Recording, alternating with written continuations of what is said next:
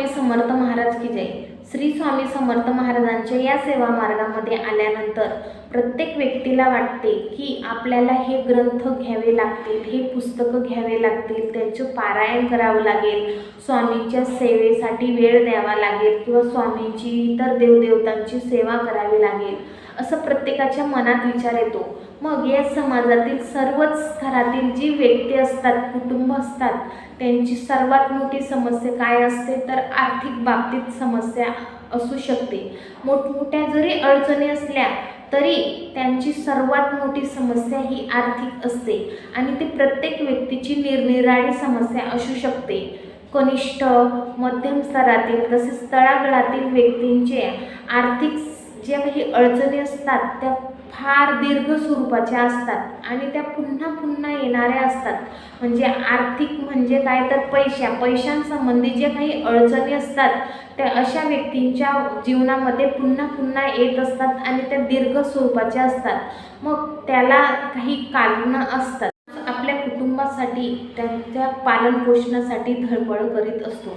माणसाच्या जीवनाचे जे काही कौटुंबिक स्वास्थ्य आहे ते बऱ्याच प्रमाणात बहुतांश आर्थिक स्थिरतेवरच अवलंबून असते। आर्थिक स्थिरता असेल तर कुटुंबाचे स्वास्थ्य आणि आरोग्य हे छान असते। पण बरीचशी कुटुंब अशी असतात की ते आर्थिक अडचणींनी ग्रासलेले असतात, वेगवेगळ्या समस्यांनी त्यांना ग्रासलेले असते। मग असे उपाशीपोटी असणाऱ्या लोकांजवळ आपण जर अध्यात्माचे धडे गिरविले, अध्यात्माचे महत्त्व पटवून दिले तर हे योग्य ठरत नाही। पण त्यांच्या मनात आपण धार्मिक उपासना केल्याने आपल्याला निश्चितच आर्थिक स्थिरता येते आणि स्वामी महाराज आर्थिक स्थिरता निर्माण करतात किंवा आर्थिक स्थिरता आपल्याला प्राप्त करून देतात। ही जी काही श्रद्धा आहे ती निश्चितच आपण त्यांच्या मनात निर्माण करू शकतो आणि श्री स्वामी समर्थ महाराजांची सेवा उपासना करण्यासाठी प्रेरक करू। श्री स्वामी समर्थ सेवेकरांनी या मार्गाचा प्रचार प्रसार करणे आवश्यक आहे।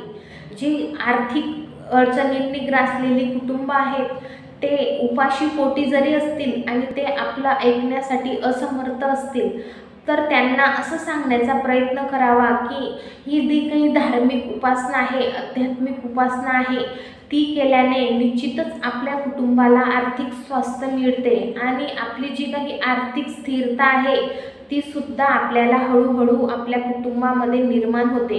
का कारण ही जी काही धार्मिक उपासना आहे ह्या धार्मिक उपासना करायला दिवसातून 24 तासांमधून जर तुम्ही 1 तास जरी स्वामींच्या सेवेला दिला तरी स्वामींच्या सेवेला 1 तास दिलेला स्वामी तुमचे जे काही 23 तास आहेत ते तुमच्याकडे लक्ष ठेवतात किंवा तुमच्या कुटुंबाकडे लक्ष ठेवतात।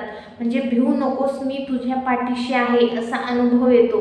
म्हणून तुम्ही दिवसातून 24 तासांमधून जरी तुम्ही 1 तास स्वामींकडे दिला तर नक्कीच तुमच्या कुटुंबाचं जे काही स्वास्थ्य आहे किंवा आर्थिक स्थिरता आहे ती नक्कीच मिळेल। मग श्री स्वामी समर्थ महाराजांच्या सेवेमार्गातील सेवेकऱ्यांनी आपल्या संबंधित व्यक्तींना, शेजारी पाजारी किंवा मित्रमंडळींना या मार्गाचा प्रचार प्रसार करावा आणि हा मार्ग कसा आहे, धार्मिक आहे, आध्यात्मिक आहे।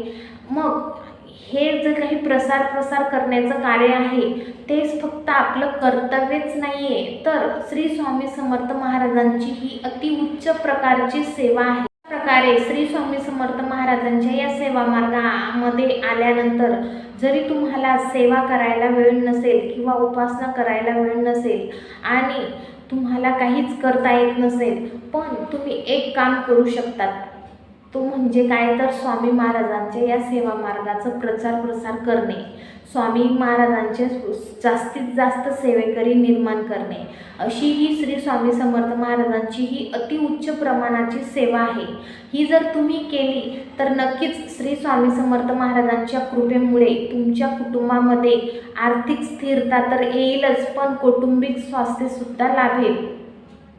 मग माझा हा व्हिडिओ कसा वाटला कमेंट करून नक्की सांगा आणि माझ्या चॅनलला सबस्क्राईब करा। धन्यवाद।